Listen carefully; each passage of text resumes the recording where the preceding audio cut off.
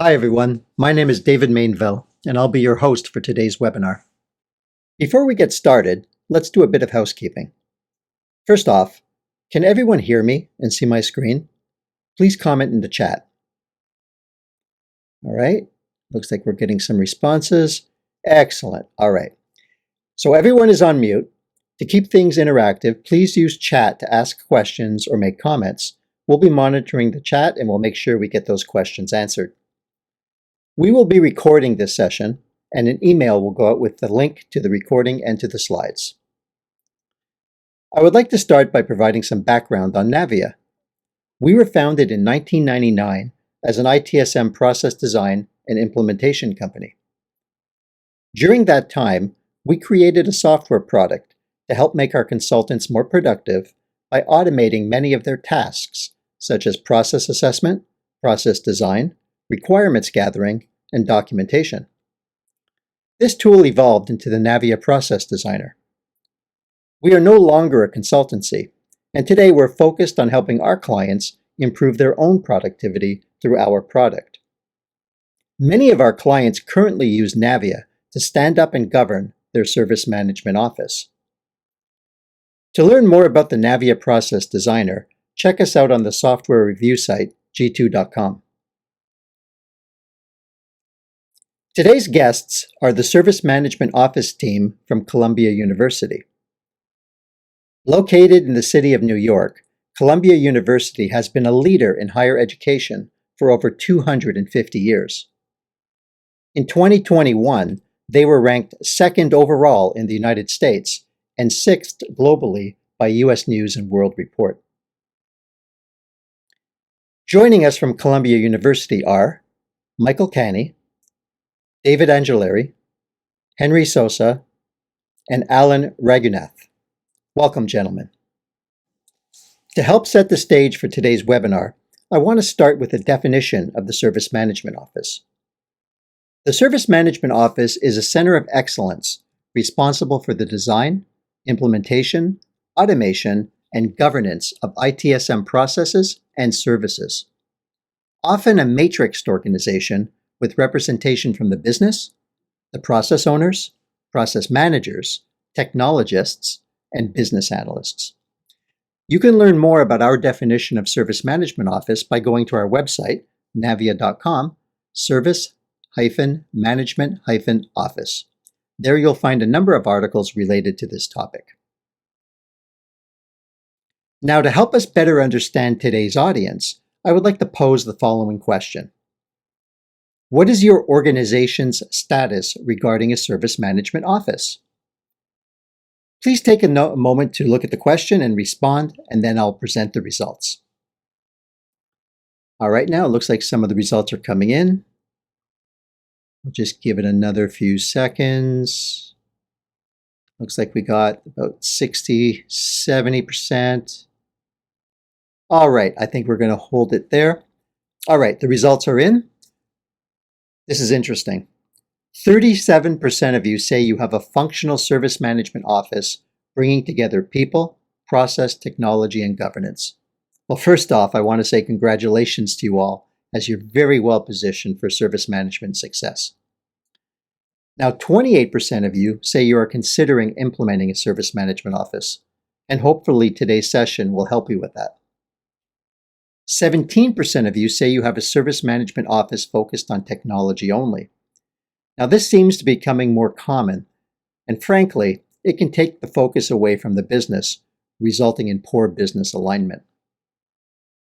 Now, 9% of you say you have a service management office in name only, and in my experience, that is typically due to a lack of sponsorship. And finally, 9% of you have no plans for a service management office. So let's see if today's session helps you change your minds. All right, with no further ado, let's get into it. So this first question I'm going to pass over to Mike. So Mike, what prompted Columbia to form a service management office? Hey, David, good morning and thanks. So I think we realized as a shared organization that we realized the importance of having a process-based approach for IT service delivery. And the SMO was charged. So we formed an SMO, and we were charged with to define, implement, and optimize ITSM processes on behalf of our department, CUIT, and our customers. I think one of the key things that we did to realize the vision of a robust ITSM program is the SMO organized under our senior leadership team. And we assume that full responsibility, as I stated, as not only for the program, but also for the underlying ITSM platform, which in our case is ServiceNow, of which we'll get into a little bit later, why we feel that that's a key component of our success, and I think for the success of any SMO. Right. So that's the short answer. So by that, when you say important for the success, you mean having that platform being part of the service management office? Yes, absolutely. I think that it's so integral. I mean, we certainly feel, and we always talk about how important the process is, and process is the most important thing over the tool. But the tool has to be able to support it. It has to be aligned, and I think it can be very challenging if the SMO doesn't have direct oversight and involvement in the platform. So two things you said really resonate with me. First of all, the process-based approach. Many organizations will come back and say, well, that can be overly bureaucratic, that can be too heavy-handed. It really doesn't contribute too much to do that. It can elongate the entire project. Do you find that happens in your case, or do you find that the process-based approach really delivers better service value? Well, I think the importance of you need to know where you're going and where you want to be before you start doing any development in the tool. Right.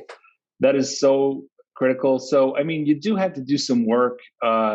You do have to put in the time. But that being said, I think one of the things that I would add is the importance of an agile approach where you're delivering value incrementally, so that while you do need to have that kind of process defined, you can, within the tool, you can start achieving value through incremental enhancements. Yeah, find quick wins and get value out to people so you can show progress. So I like to say to people, would you build a house without a blueprint? And process is ultimately the blueprint in which you're going to build those services. But that goes to the next point. I've seen this in many of the organizations we work with, a disconnect between the process people and the tool people. And it's almost like process people are doing their thing and they throw it over a brick wall and give it to the tool people. And then the tool people start all over from scratch, taking a different technology-based approach to implementing. So I think that's why it's really important to have the platform and the process people working together. Yes, absolutely. One other thing, actually, I would add, David, is that when you think about processes, they're not islands unto themselves. They work best when they're integrated.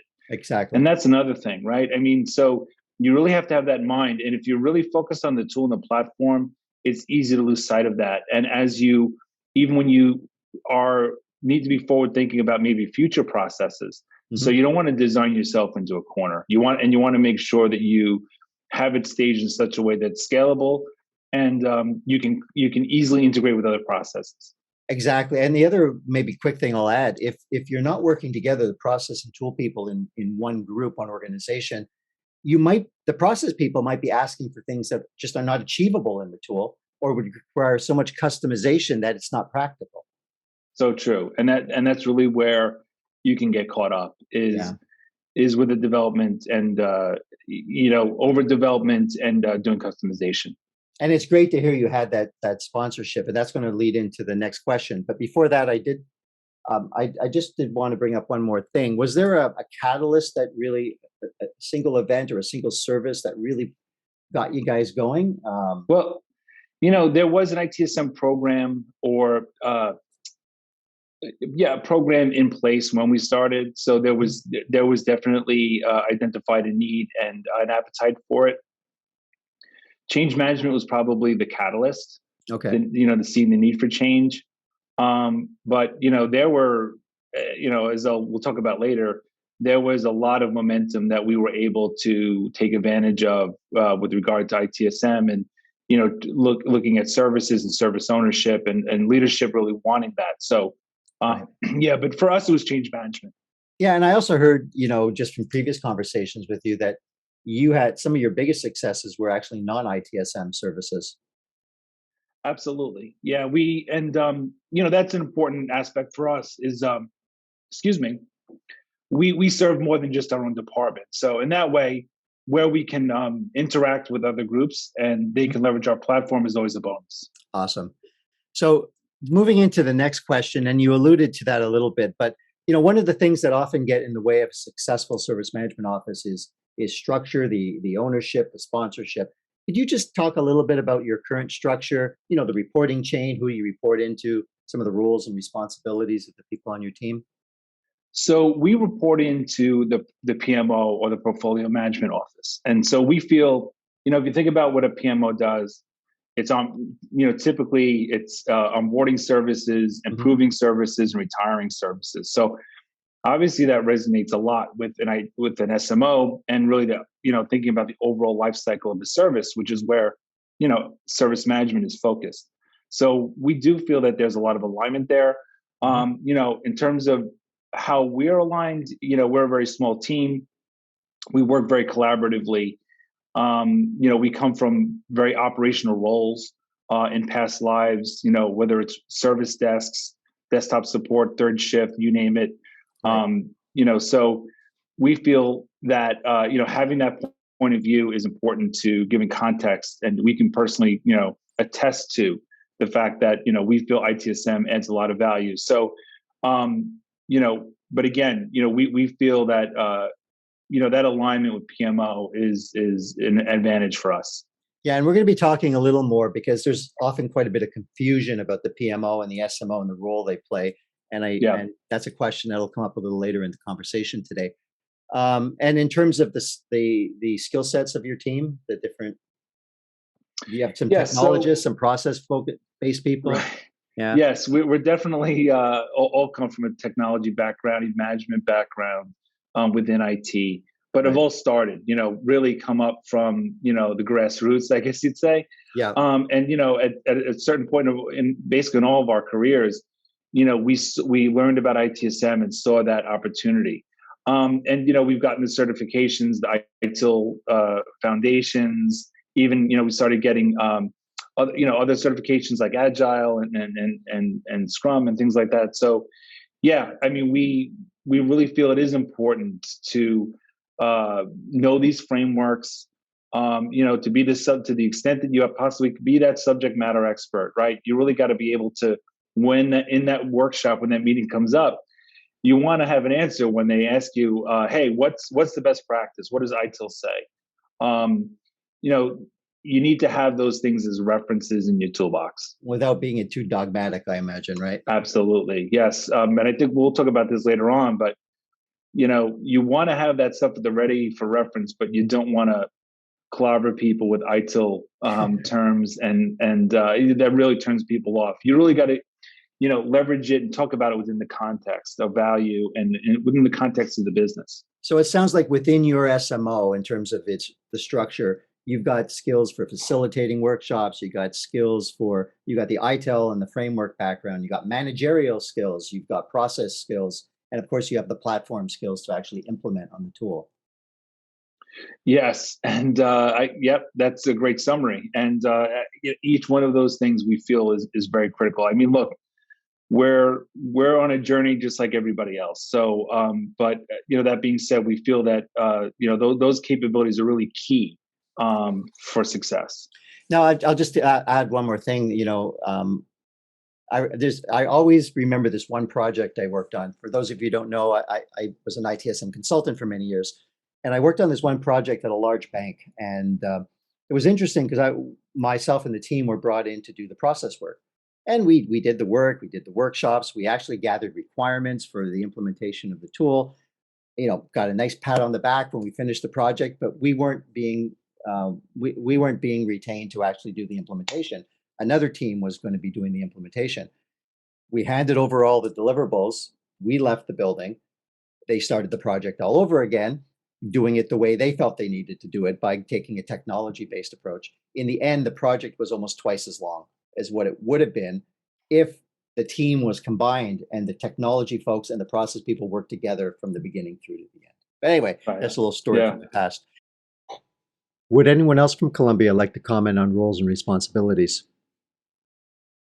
I think one of the thing about the the structure and the fact that our team is small and it's the four of us, we've been working together for roughly 8 years, right? And throughout the 8 years, we have increased our service offering and what we do with the tool. And a large key to that is, and we'll get into it a little bit later, but it's really making that tool scalable, having that consistency across processes as well as our taxonomy, and that really allows us to do automation integration, which allows us to maintain the size of our team. Else, we would have needed a larger team. So that's a good point. Absolutely. I'm going to move over to the next question, but before we do so, are there any questions from the audience here today? Yeah, David, we've got some questions in the Q&A chat. So let's go through. The first question is from Chris. What are the key factors, efforts in aligning the different departments with the new SMO mission and methodologies? So what were the key factors, efforts in aligning the different departments with the new SMO mission and methodologies? Well, I think early on, I'll take that question as internal because we do deal with internal and external departments. But internally, it was essentially a marketing campaign. You really do have to get out there. You do have to meet with and talk with your colleagues and your peers and really get an understanding, because you can't just start applying solutions without understanding what the problems are. So, that was, I think, an area that was really important, and we spent a considerable amount of time doing. And starting at a fundamental level, not trying to bite off more than you can chew, or more than more than about the organization. Especially for us when we're just kind of, because we all actually started together. We all started around the same time at Columbia. So yeah, I think that would be my top answers. Guys, anything else you want to add to that? Yeah, this is Alan Ragnoth. I'll chime in regarding external. In terms of our external customers and clients, our team heavily collaborates with teams outside of our organization. And what we do when we do day one, we don't necessarily come in there and say, okay, this is the change you have to implement. We try to take a step back and understand and do a discovery as to what are their current processes, where are the gaps and the opportunities. And before we really come in there and say, this is what you need to implement, we try to understand what is it they do on a day-to-day basis, and then add, the value add in terms of utilizing certain tools and processes and best practices. And that's where we win the customer over, by showing them by going from A to B, this is where you will see those successes. This is where the value add is. This is where you can have the governance and the monitoring that you need, the visibility, everything being more transparent. So I think that's where, taking a step back, working with the customer, understanding where they're coming from, doing that discovery and taking a little extra time so you can fully kind of vet out what those challenges are. That's where I think we've gotten some great successes. Yeah. It's the successes themselves that really help with the alignment, because as you give one department or area success, others want to, they want to see the same benefits in their areas. Absolutely. There's another question from Michael. So he's asking the question, what is a service? What approach did you take to arrive at that answer? All right. Yeah, it's a good one.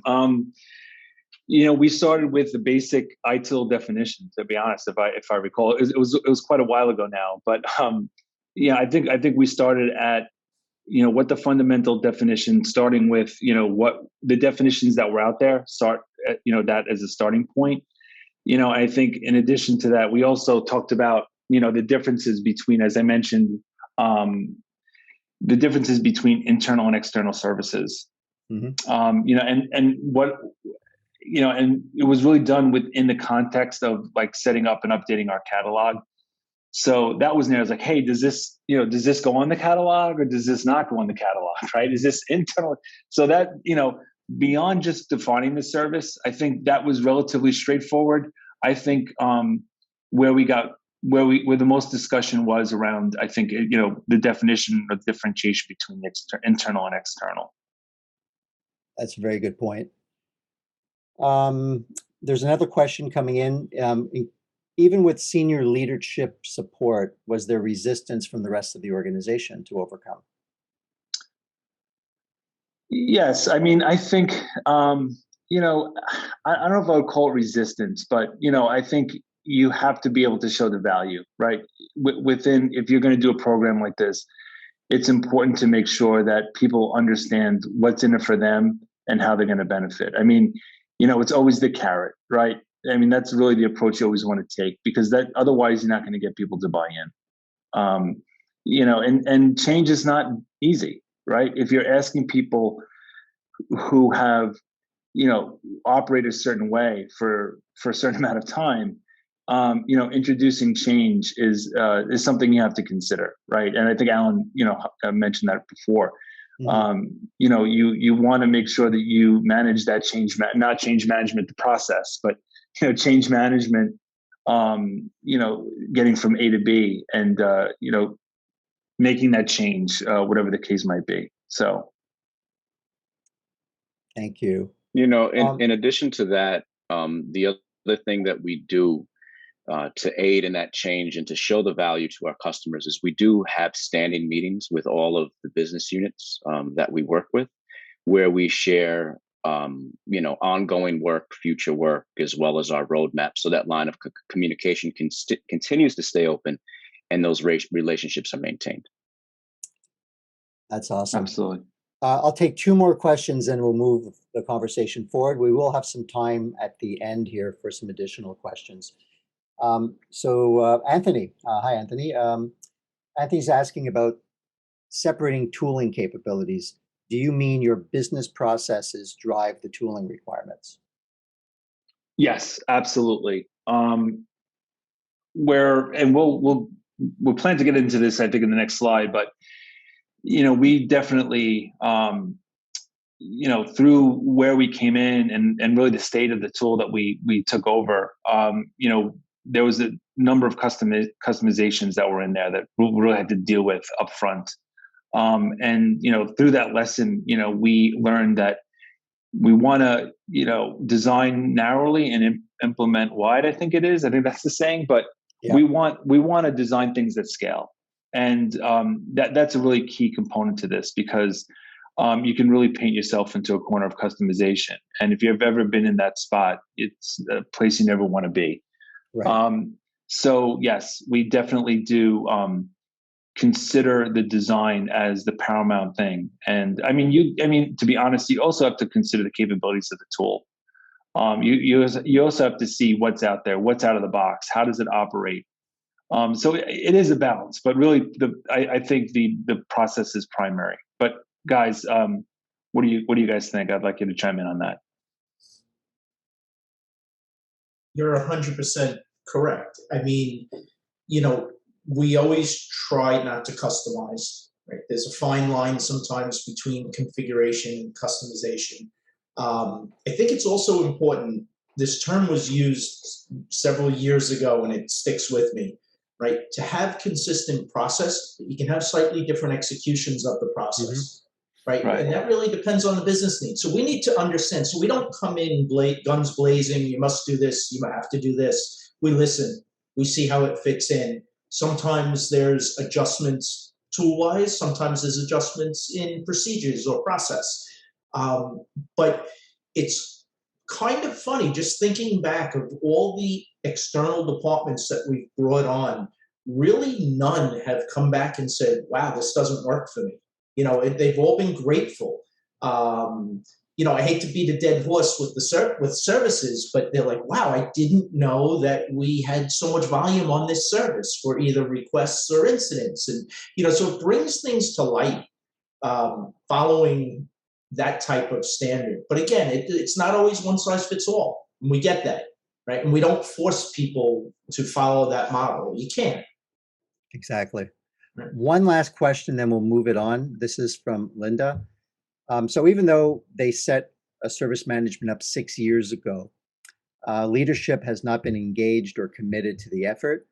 They're challenged getting the leaders to see value in applying service management within the department, unwilling to identify resources from their groups to assist us. Their focus is on technology only. Any suggestions for how we can communicate value to the IT leadership? Yeah, I mean, that's a tough one, because it is so important to have leadership engaged in sponsoring the program. You know, it's definitely key. When you don't have that, it can be a serious challenge. You know, my suggestion would be that you have to start with what the value proposition is, and what value that you can help the organization get to or achieve, you know, leveraging the program or leveraging the strategy, you know, and start simply, you know, being able to understand, you know, where things are broken versus where people are requesting things, right? The basic understanding of difference between incident and request, you know, that even in itself can be eye-opening. Or the notion that, hey, we have to log all of our incidents in one place. You know, those things are very fundamental, but, you know, depending on where you are in your level of maturity, those can really be, you know, eye-opening activities and eye-opening outcomes to see, wow, you know, we never really measured this in this way before. We never had this type of visibility before. And those come from, you know, ITSM concepts, right? Where, you know, you have to log every incident, right? You should, and log it in a central place and have a master source of that. So that would be my quick recommendation. I mean, the other thing you said earlier too is when you started looking at the services and getting some of those early successes, I would imagine those early successes could really help not only gain additional sponsorship, but you know, just keep the momentum rolling, right?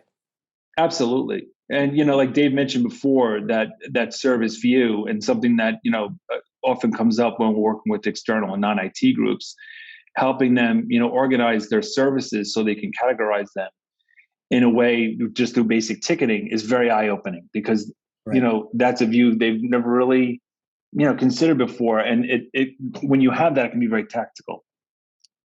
Exactly. Just to add to that real quick, Sure. just from an external customer perspective, you know, not only do we engage with our boots on the ground individuals who are in the platform, utilizing the tool, as Mike said, going in there and having the discipline of updating, let's say, tickets. We also strive to, maintain a direct collaboration with our executive sponsors or our customers, meaning that even though we may not meet with them on a week-to-week or every week, other week basis, we have a continual communication with our executive sponsors, our customers, to make sure that sponsorship is still there. They understand the value. If we have any trends or observations, we provide that feedback and make sure they're engaged to some level, provide dashboards, reporting, and they're always engaged. So we don't seek that sponsorship and kind of walk away in a few months later and say, you know what, your team is not engaged. And they're like, well, we didn't know. We try to maintain that communication and that relationship at all levels. Well, that's extremely important. The communication needs to flow both directions, down to the team and up to the executives. Absolutely. Yeah. Dave, I know you have a bunch of questions, and this is going to sound kind of corny, but you know, the SMO really becomes enablers of excellence, right? We enable teams to perform better than they did and whatnot. And you know, like as Alan's mentioning, right, the external departments that we also support, right? We teach their teams how to get dashboards of performance and volume and everything else, so they could present that. They can show how they made improvements moving forward. And we don't take the credit for it. All we did was provide them guidance and get them going. They run with it. And if they have a success story, it's a win for us, right? And we want to make sure they have a success story. So we always say, or I always say, we're enablers of excellence. You know, we give people what they need. Yeah, we're getting some great feedback here on how it's really good idea about keeping the executive sponsorships informed about the success to maintain that sponsorship level. Agree. I'm just going to move ahead to the next question. How does the SMO functionally work with other areas of the university, including the PMO? There's a lot of confusion, I think, sometimes between a PMO and an SMO, but how does it work with the PMO, central IT within your department, and also the various faculties within the university? Right. So I'll kick this off, and it alludes to some of the things we've already mentioned. But as we said, we do work internally with our own, internal IT groups and services, as well as IT groups and non-IT groups outside of our department. The way that takes shape is a couple of ways. One is, we leverage the platform itself, right? So in our case, that's ServiceNow. So we leverage our tool, we get them on the platform, and essentially out of there, we provide some structure, right, and automation. As a result, our instance it's a multi-tenant structure, right? So we have multiple customers that are doing separate activities for separate business departments, all within the same platform.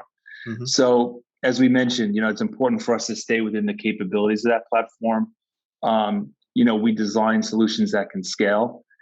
And we're customization adverse, right? So what that really means, though, is that because we operate in that way, when we onboard a group, the development, the work, and the design that we've done, say for ourselves within CUIT, if we have, version 3, our version 3 of incident management, for example, where we've tweaked it and refined it, they can quickly onboard onto our platform and derive the benefit from that. So it's scalable enough for them to just start using. And so in a lot of ways, what we try to do, as Dave mentioned, is like accelerate where we can, right? Where maybe they haven't delved into an incident management process before, they could benefit from the work we've done by joining our platform. And it's not only about the capabilities of the tool, but I think Alan was mentioning this it's also about the training, right? We also do the training and the communication. And a lot of times they're on board with it. Hey, you guys have done the work, right? So it works for you guys. Let's do it your way. And that's often how it happens. And we've had a lot of success with that. We also introduce a lot of best practice, right? And even with our non-IT folks, with our business folks, we're not talking ITIL jargon, right? We're not throwing out ITIL terms, but we introduce concepts like single point of contact and, assignment groups and assignment group management. And these are things that really help them, even though they're based in ITIL.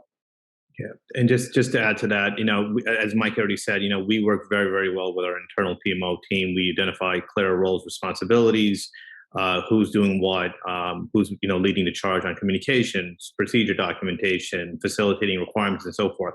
When we deal with our external customers, what we typically like to do is identify, well, who are the key players? Who do we need to engage in? And as Mike mentioned, training.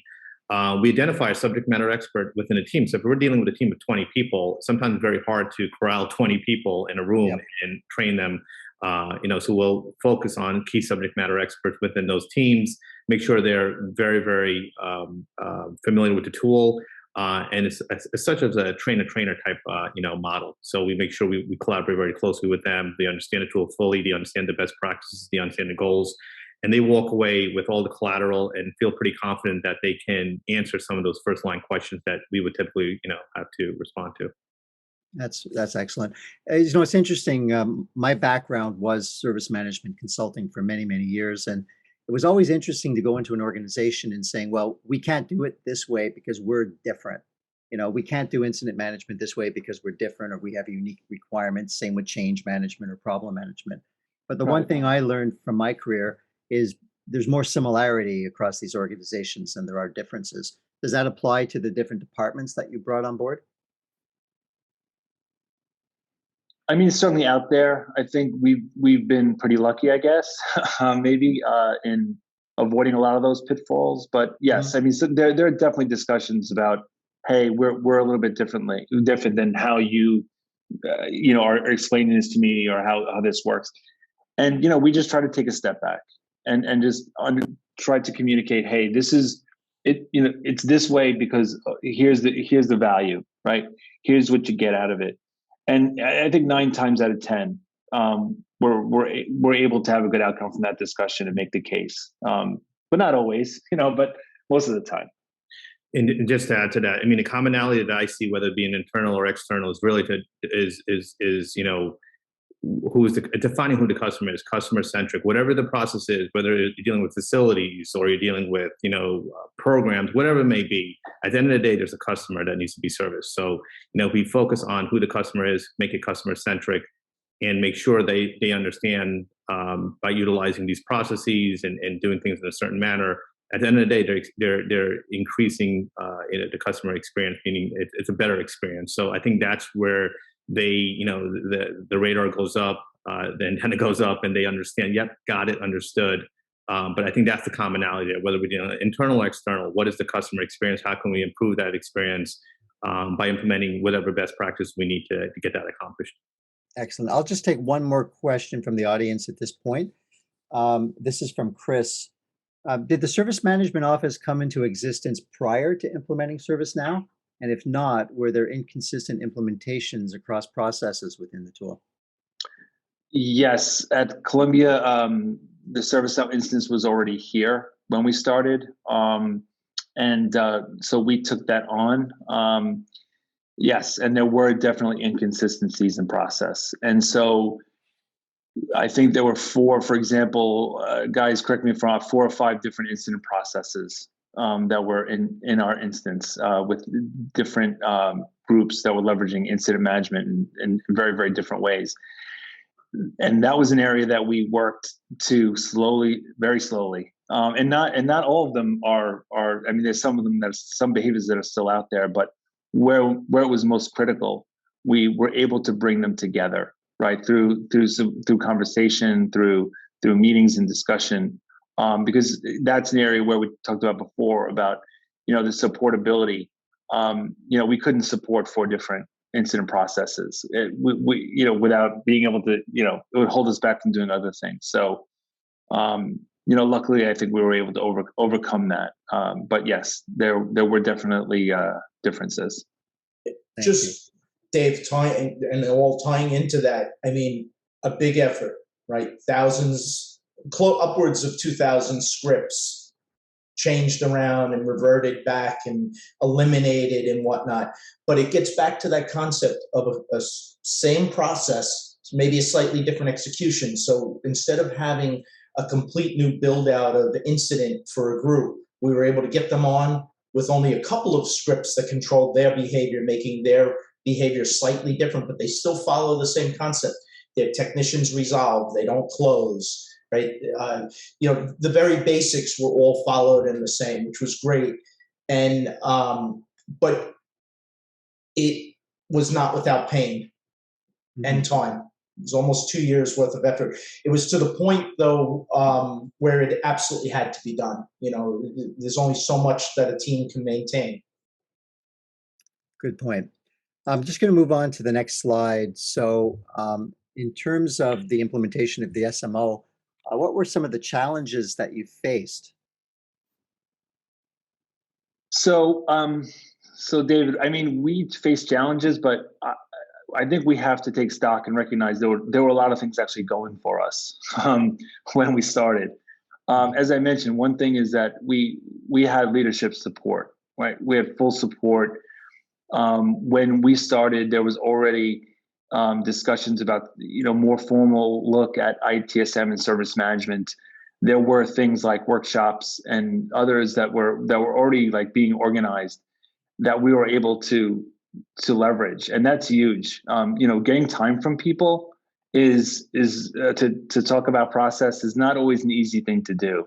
Right. So that was a tremendous asset for us to be able to have that and have the time from senior leaders and managers and directors to talk through some of these things. So, and that was a shot in the arm for us as we were getting our program going. In addition to that, the organization, I think I mentioned, had invested in ITIL training for the department, which is another huge, I think, asset where, folks were aware of and knew the terminology. And, it's the common language. It's the common language. And, there's a good and bad aspect to that, because people can get really caught up in the terminology and the definitions. And that caused some discussion, but that's fine. That's sure. What you have to do sometimes. Sometimes it turns into dogma. Yeah, exactly. And that was one thing we learned really early on. It's stay away from the dogma, stay away from the bureaucracy, and really, to the extent that you always can, bring it down to the problem proposition and what's going to serve our customers and what's going to serve our department.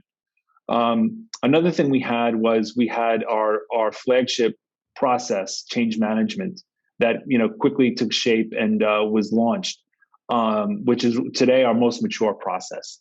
So we had a lot of key things going for us. Some challenges we had, as I mentioned, we had a very customized platform in ServiceNow, and it took us years to work through. I mean, we came very close to just a total redo. But recognizing the disruption around doing something like that, we worked through the customizations, and we're in a much, much better place today.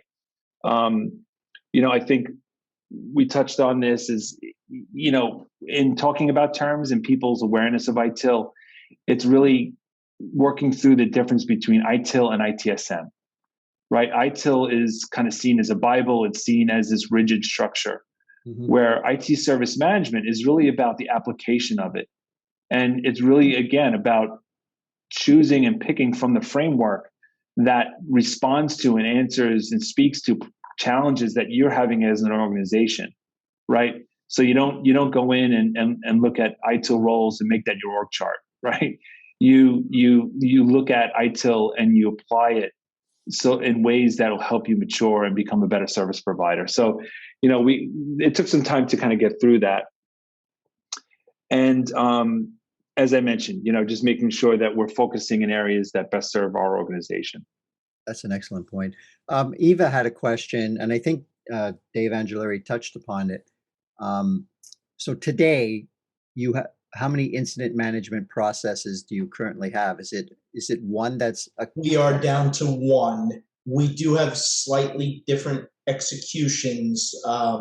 The one business unit has a need for something specific due to some reporting regulations that they have to provide, but they follow the same process. And that gets down to where they have a slightly different execution or procedure compared to the other teams, but the process is identical and documented within the Navvia tool. Awesome. All right, I'm going to move over to the next slide. So those were some of the challenges, and it sounded like you had a really fortunate time in terms of having the right executive sponsorship. And you've touched upon the benefits throughout the conversation, but if you had to highlight some of the major successes, what would those be? I think, go ahead, go for it. Just before you rattle off, I mean, just real quick, the one that comes to me is we talk about like our external customers, right? We're central IT. We've brought several business units who are not part of the central IT organization on board in the tool. And one of them, they're on about 2 years now, maybe about a year ago, thanked us relentlessly because we were able to give them the data they needed or the tools to use so they could have the data to increase staff because of the workload that they had before, where they couldn't measure their workload prior to this. And they were eternally grateful, and they're a good friend of SMO right now because what we gave them, to us, it's common. It's like, okay, this is basic. To them, it was the world, right? It made their life so much easier, and they were able to show their data flow of input and work and prove that they needed more staff to their management. And just to add to that, one other success, especially with COVID, we brought on non-technology teams that were responding to students and faculty questions on COVID-related matters. And you can imagine with the change with COVID and the policies and so many things that were happening, questions were coming in like fire. They were coming in fast and furious. So, people were responding using a email, just email. And so there was a lack of follow-up. There's a lack of, reporting. There's a lack of, did I respond to the person's, inquiry? Did something get, fall through the cracks? So, those are some big successes over the last several years, bringing on some of those non-technology teams and getting them to be able to have the visibility and reportability within the platform to be able to respond very quickly to those individuals who are obviously concerned regarding COVID matters. And you saw dramatic improvements, as I understand, by bringing them onto the platform. Absolutely, yeah. They actually became one of our examples of a customer that we refer other customers to and say, hey, speak to this customer, and they'll tell you some of the successes. So that that was definitely a great endorsement for us. And that goes back to an earlier question from Linda. How do you get executive buy-in and sponsorship? It's these types of successes that really lay the foundation for continued success. Absolutely, those success stories definitely count. Absolutely. Yeah. Being a university, did you learn any lessons from this whole journey that you've had undertaken in terms of implementing a service management office? Yes, for sure, David. And we're still learning. We're still on the journey, right? It never ends. And, we're by no means perfect in everything we do. So, we're constantly learning. And I think, I think lessons learned, reflecting on it, one is, we've beaten this topic to death, but, that level of sponsorship is key, right?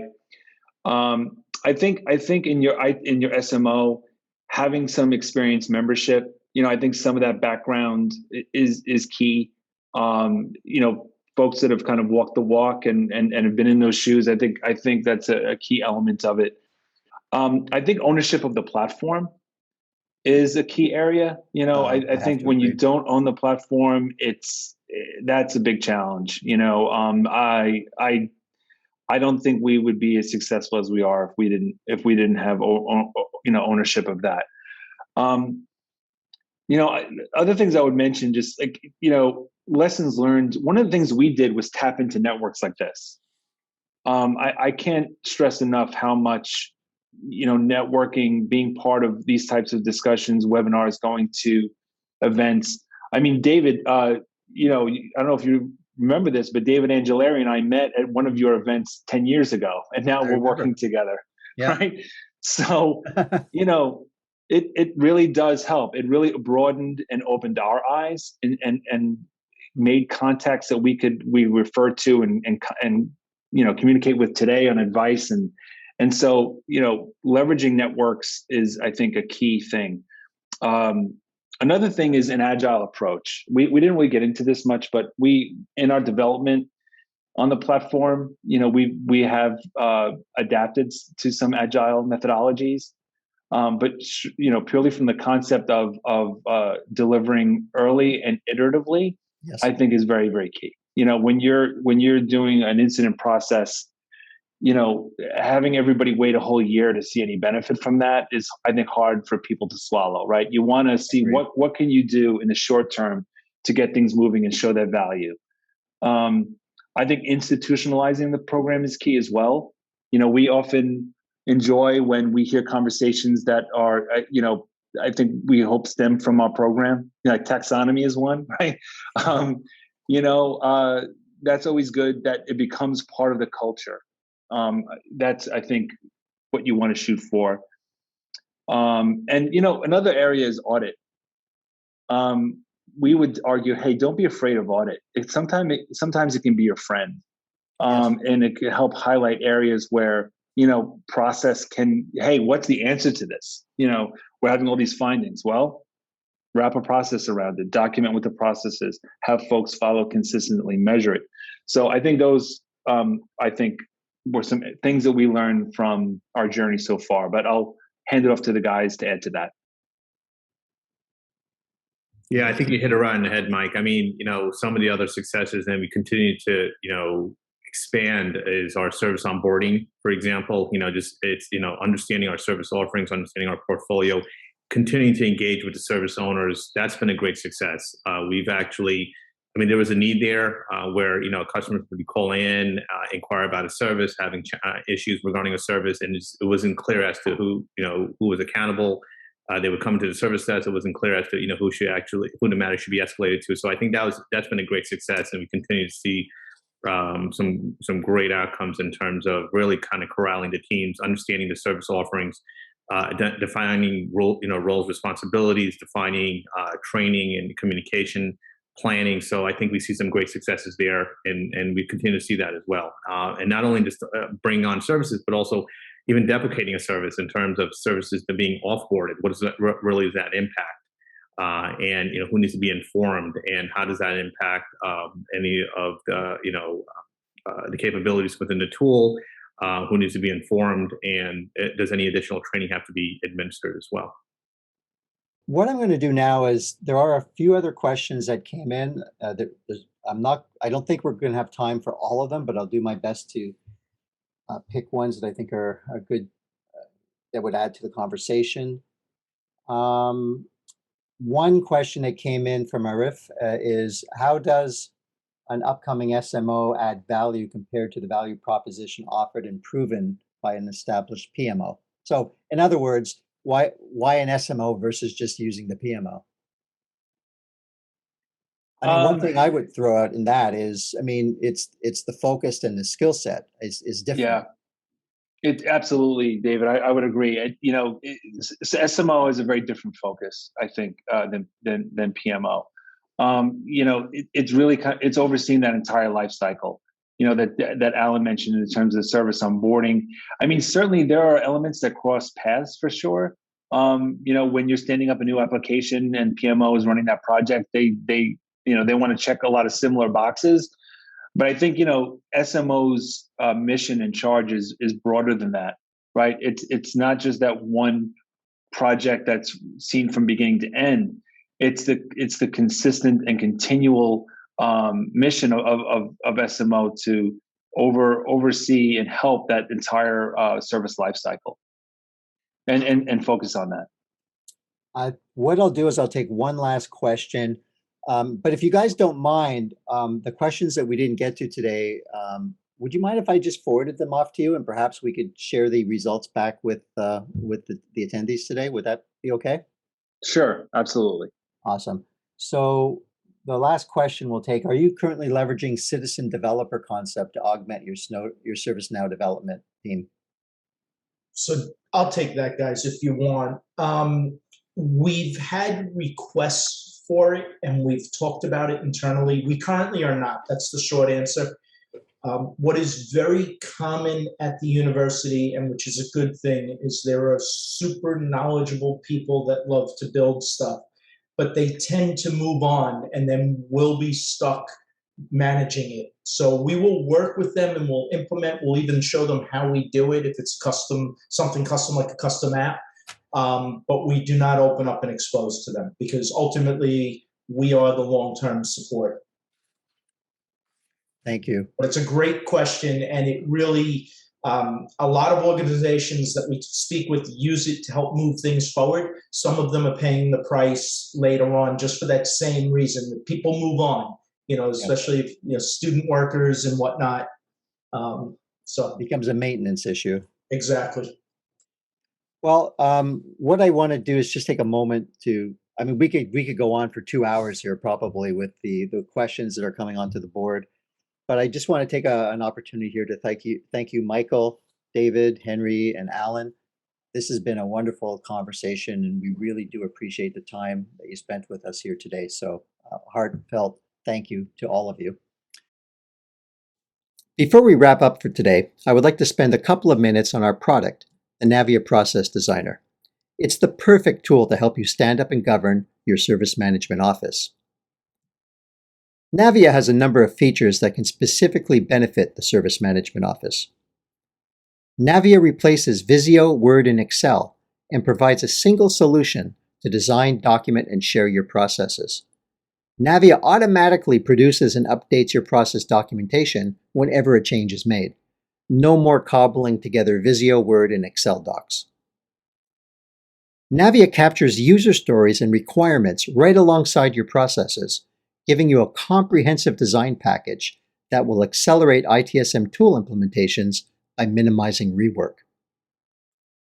Navvia comes complete with tools to perform process maturity assessments and process governance, a perfect way to engage stakeholders, build a roadmap, and drive continual improvement. Hey, David. Yes. It's Mike. Really quick, just a shameless plug. I mean, we're users of the Navvia tool, but for those out there that are talking about starting an SMO, that capability of doing the survey, I would argue, is a great tool for getting started.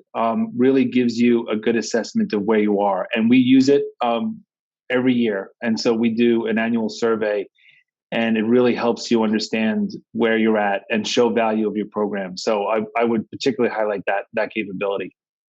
Thank you. I appreciate that. Navvia comes with hundreds of IT and business process templates based on ITEL, ServiceNow, COBIT, ISO 20000, and the APQC Business Process Framework. Navvia is a tremendous value. Customers using Navvia report a 50% time saving in process design and implementation over traditional tools.